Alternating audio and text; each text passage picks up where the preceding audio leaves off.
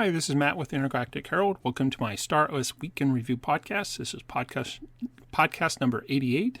Any articles or videos mentioned can be found on my website at intergalacticherald.com. Just look for news recap number 137. So before I get started, just a quick summary of things we'll go over. Actually, not a lot of information, but we'll talk a little bit about the StarOS release schedule, a little bit of updates on the Surge product, and the announcement of the Golden Carnival. And then I'll do my kind of two little analysis section, or I guess run one analysis section, kind of state of StarOS, and then I'll kind of give you an update on kind of my journey playing StarOS. But before I get to that, just a couple of my StarOS projects I wanted to mention. One is my StarOS merch store. It's at intergalacticgear.com. Also called Intergalactic Gear. So far, I just have some mugs available. Hope to add some more products. But yeah, just time, hard to just find the time to go through and create products and write good descriptions and images and all that kind of stuff. But anyways, if you're interested in any StarOS branded mugs, both, I guess, have StarOS logo, faction logos, and in 4 different types. Can't remember now. It's been a month or so. But anyways, I think there's like normal kind of, they call it ceramic mugs. Can't remember. But then there's another one that's made out of metal. I don't know. See, terrible sales pitch there. But anyways, please check it out at intergalacticgear.com. Also do have a merch survey there, so I am slowly, obviously, trying to put more products in there, but I'd love to know products you might find interested in buying.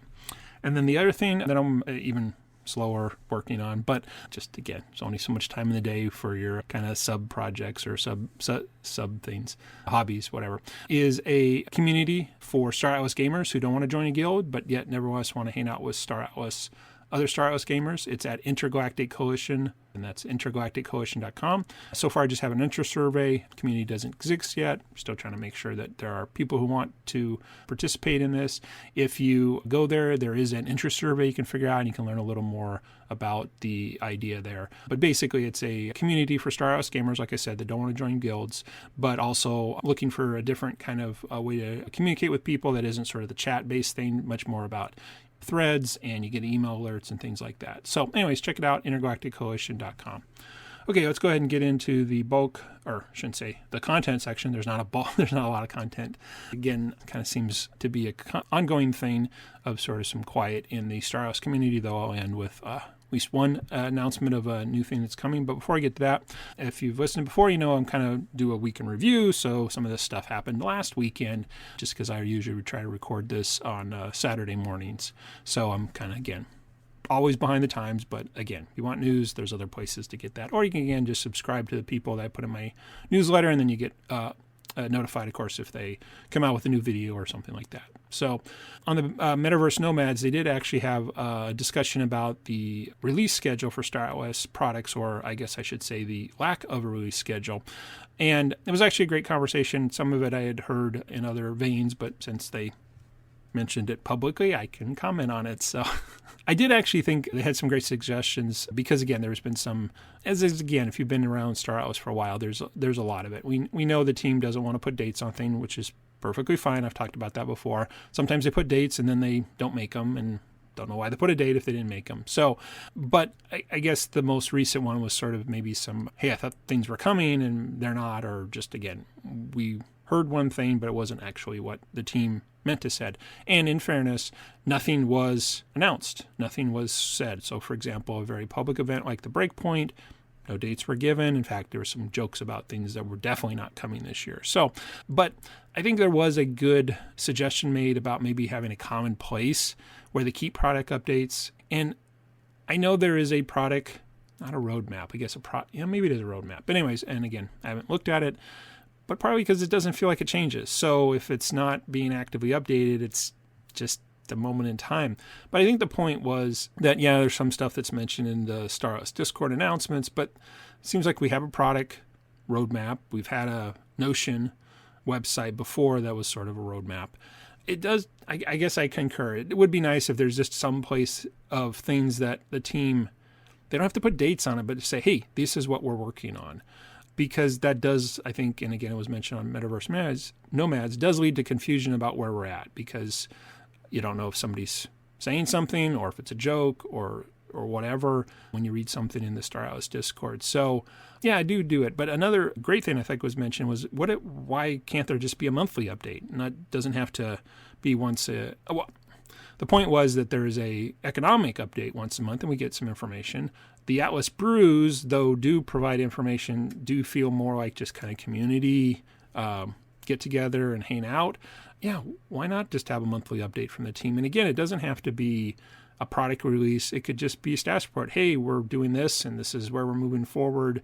And I think, and again, I'm not sure if it was mentioned there or if this was just my idea, so I can't claim either way. But I think that would go a long way to just, hey, here's what we're working on. Here's what we're willing to say or is getting closer. And partly, and I've mentioned in the past, and say, hey, it's right around the corner or it's soon. And my definition of soon is obviously not someone else's definition of soon. So I think just, not saying soon, but just saying here's what we're doing could go a long way toward at least knowing, hey, where we're at. So I think that was was mentioned on the Metaverse Nomads, really spoke to me. So I just wanted to bring it up here on my podcast too. The next thing was there was an Atlas Brew, as there always is. So kind of a community event. This one, they really just strictly talked about the upcoming Surge product, which is the third-person shooter in the Unreal Engine showroom, but we'll just call it the Unreal Engine game, that was similar to what was done for the network test. Wow, was it last summer? Earlier this year. I don't know. I need almost a product roadmap. Anyways, so they're just talking about different ideas and wanting to actually solicit community opinion. And one of the cool things that came out of that was the creation of some dedicated channels within the new Discord about the individual projects. So there's now a Surge channel and there's a Sage channel. So I think actually it's really good to kind of split those up and give people a chance to communicate directly about those. So yeah, anyway, so if you're interested in some kind of early parts to that, definitely go check out that Atlas Brew. Link to that is in my weekly newsletter. Again, news recap number 137, which you can find on intergalacticherald.com. Thanks to Star Atlas TV for recording that. So, and then yesterday, which was November 1st, there was an announcement in the Star Atlas Discord that had a corresponding Medium article that the Golden Carnival that had been talked about coming up has been officially announced and is live.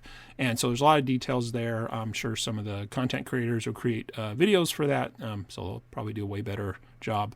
But basically, it's the golden tickets, if you've been around since last year, starting again.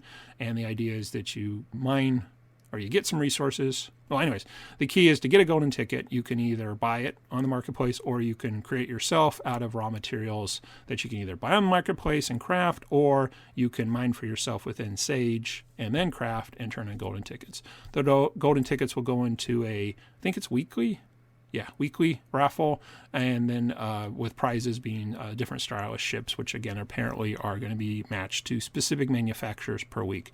And it's a 4-month thing, so November, December, January, February, once a week. They're going to have a a live stream of the drawing. Not sure. Anyways, you can read the Medium article to get all the details. So that was something they mentioned was coming, and now it's here. So we'll see if anything similar to the past, or if it's just like the past. I guess I'm not totally interested in mining resources, and I'll get into what I'm doing now just because I have another goal, but maybe buying a few tickets on the marketplace and just throwing them in for fun.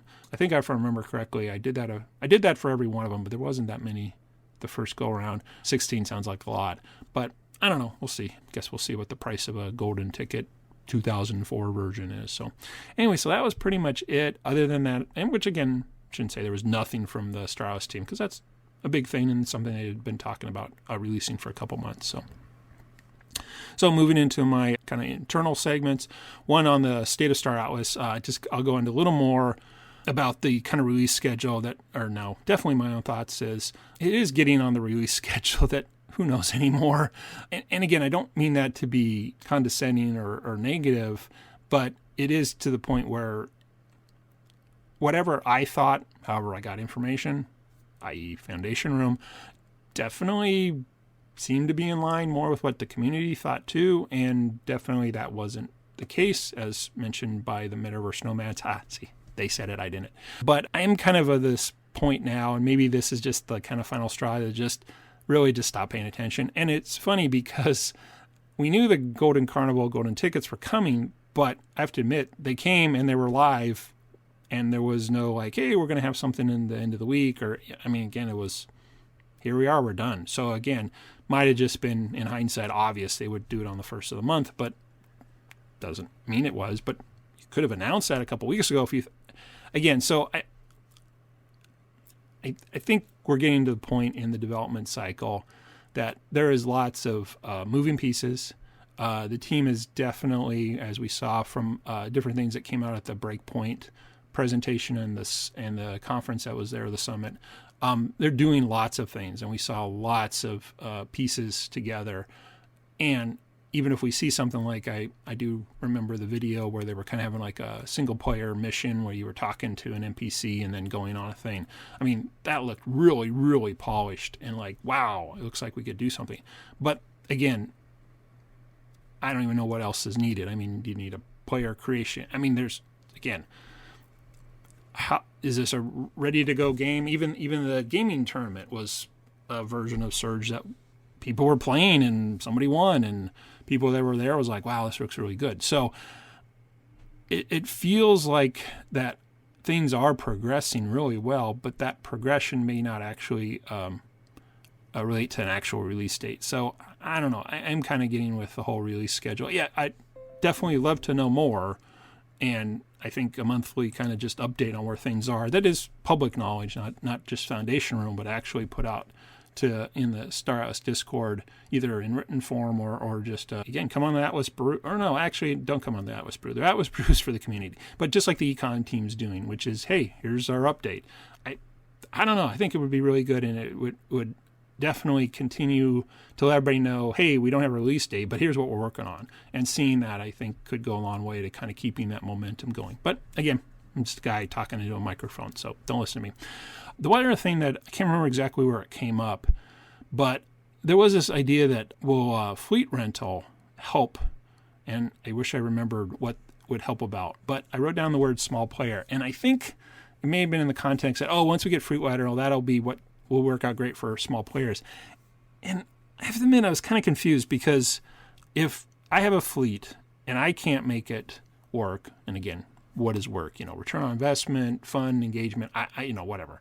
Though I guess if you're doing a rental system, I don't know why anybody rents something for the fun of it. So it feels like, again, there's an economic incentive for both parties. But if the small player, that's the way for small players to get engaged. I'm like, well, but they have to actually make something. And again, maybe the key is, well, hey, there's a big fleet and you can rent that, and then the small player gets a portion and the owner gets a portion. I'm like, okay, that kind of makes sense. But what is that person going to do that an automation tool can't do? So I know people have been talking about, hey, we really need fleet rentals that'll give us all this options. But I don't know. I was starting to think about it. I'm like, I just don't understand. Now, again, I'm not a big player. I don't have a big fleet, so I don't know. But my little fleet that's mining stuff, which I'll get into in a second, is totally automated. So I don't know why I need to share proceeds, assuming I'm making anything. So again, I'm not saying that it's not a long-term goal. It makes sense. It's worked in other games. I just like, how's this the savior for small players? But anyways, just again, random thoughts on the state of Star Atlas. So last segment, let me just kind of give you an update on my journey playing Star Atlas and what I'm doing right now. So my test of my next supply chain was successful.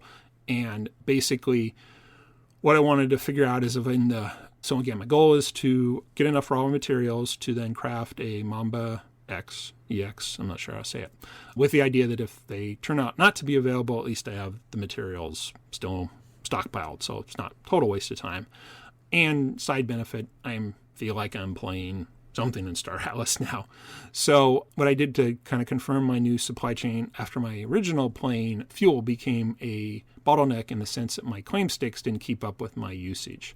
So I realized, hey, I can just make fuel as part of my supply chain. So I wanted to see what that would take, and that would also get me into crafting. So I had a small mining fleet, mined the hydrogen at this Central Space Station, and then had some crafters turn into the fuel. And it's like, oh, yeah, this is pretty straightforward. So what I'm doing now is I went through, created a spreadsheet, and figured out where all the locations of all the raw materials were, and I kind of organized them by distance away from the Central Space Station. So decided, obviously, the first thing to do is just mine hydrogen at the Central Space Station because I need a whole bunch of hydrogen.